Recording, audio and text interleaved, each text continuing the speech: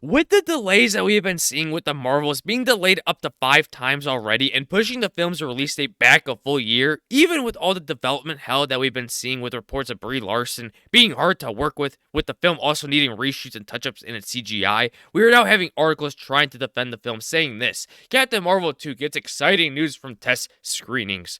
Ah yes, everything is fine and dandy. Do you all really truly believe that? After all the reports and delays for the film, do you really think that this film is getting positive news from test screenings? Because I don't think so, and I see this all being a stunt. Especially with Brie Larson's career being on the line, as there have been plenty of articles published that test screenings for the Marvels have been quite not so well received. And when you have Brie Larson being reported to be hard to work with on the film, it certainly doesn't help. Especially when Brie Larson is not happy about the film's title, as she was supposed to have her own standalone movies, just as Iron Man and Captain America did. And this makes her look terrible, which she doesn't want, because that would lead to her character and career as a whole to not look good. Especially when she's saying that other reports saying that she's the new face of Marvel, to which we shortly found out that no one likes her character when it came to the first Captain Marvel. And it certainly didn't help that she was also granted powers that she didn't earn, and being the most powerful hero in all of the MCU. And of course, you're going to have these stands defend Brie Larson's character as well this movie, and to each their own. If you like it, then good for you, but for many, it's quite the opposite. And before we get into the article, if you can subscribe and like this video, it helps a lot with the algorithm, and I much appreciate it. As we get into the article, Marvel Studios reportedly conducted screenings for test audiences of November's The Marvels, and the resulting feedback turned out to be quite interesting from MCU fans. Even though Captain Marvel 2 was delayed to November of this year, not getting it from its July release date, fans are still very excited for the Captain Marvel team-up film. Someone wasn't being consistent with labeling the film's title correctly. It's not Captain Marvel 2, it's The Marvels. And if this film somehow manages to make money, I would be astonished. Yes, you had the first Captain Marvel movie make boatloads of money, but you also can't forget that the film was tied to Endgame, supposedly, and that people needed to see it for the upcoming movie, which was all nonsense as Captain Marvel was hardly even in Endgame. Still, a fair amount has been said about the film recently. Hollywood insider Jeff Snyder recently claimed that the movie was something of a mess, both in content and behind the scenes. Others who are in the know have refuted those accusations, and now word from some test screenings of the film still have surfaced. Of course, you're going to have sources refute these claims in order to lessen the tension of the disaster that is in the making here. So you're telling me that everything behind the scenes is going smoothly and dandy, because if that were the case, you wouldn't have had this film be delayed for an entire year. Especially with the quality that we've been seeing from Marvel and Disney recently when it comes to visual effects being absolutely terrible, with Ant-Man the Wasp Quantumania continuing that trend.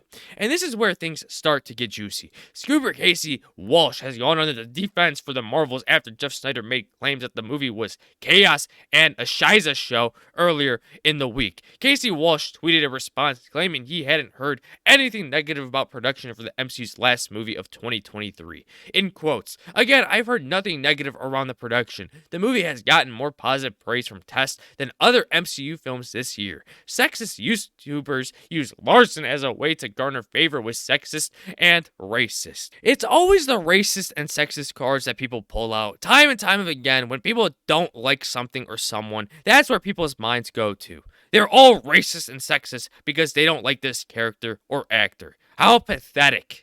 When asked if that he meant he had heard the Captain Marvel sequel, "It's the Marvels," was better than the Guardians of the Galaxy Volume 3, Walsh simply replied, "No. I'm sorry, but the Marvels was never going to be as good as Guardians of the Galaxy 3. For sake, the film has heroes that people aren't interested in. Monica Rambeau, Miss Marvel, and Captain Marvel. Whereas Guardians of the Galaxy 3, you have Groot, Drax, Star-Lord, Gamora, Rocket Raccoon, all well-known and beloved characters." He also responded to a tweet about star Brie Larson's alleged behavior on set being less than ideal. In quotes, "Not even sure where that came from or why. Everything I've heard about the Marvels has been very positive and glowing, including producing." Yes, post-production is positive and glowing for the film. That's why it has taken the movie a full year just to do a few reshoots and touch-ups in the CGI, which shouldn't be taking that long in the first place. There there is something else going on behind the scenes that we just don't know. One of the tricky things about test screenings is that they are often done very early on, and as fans have seen in the past, the response to these screenings doesn't always align with how much audiences enjoy the finished film. Case in point, last year, information Ant-Man and the Wasp Quantumania's test screenings made the rounds, where it seemed that people in attendance responded quite positively.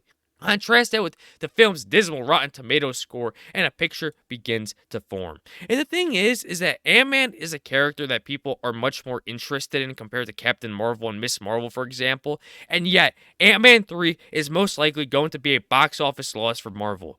That should just say a lot about this movie's future, as well as MCU in general as a whole. Still, movies can be anything. Perception of the Marvels could be terrific upon its release, or it could end up another Quantumania in terms of response. Moreover, different people have different opinions, and it's simply impossible to please everyone. Even though there was a large crowd who hated Ant-Man 3, there were many other filmgoers who thought it was a blast. It's quite simple. If the vast majority of the crowd doesn't like a movie, then that movie is not good. It doesn't take rocket science to figure that out. And everyone knows that this movie is going to be terrible. If Captain Marvel 1 had poor ratings, you can surely expect the Marvels to do the same. And yet, Kevin Feige continues to want to double down on these characters that the vast majority of the fan base aren't interested in. And when this film bombs, I wouldn't be surprised if we have articles being thrown out, as well as stands saying that people decided to not watch the Marvels because they are sexist. Because we have seen that time and time again with Hogwarts Legacy. Oh, you buy a game, you are a phobe. Oh, you don't like Forspoken, you are a racist. That's just the way people operate in today's day and age. And with all that, I'd like to hear your thoughts in the comments below. And don't forget to subscribe, like, comment, and share. And I'll catch you all in the next one. Bye-bye.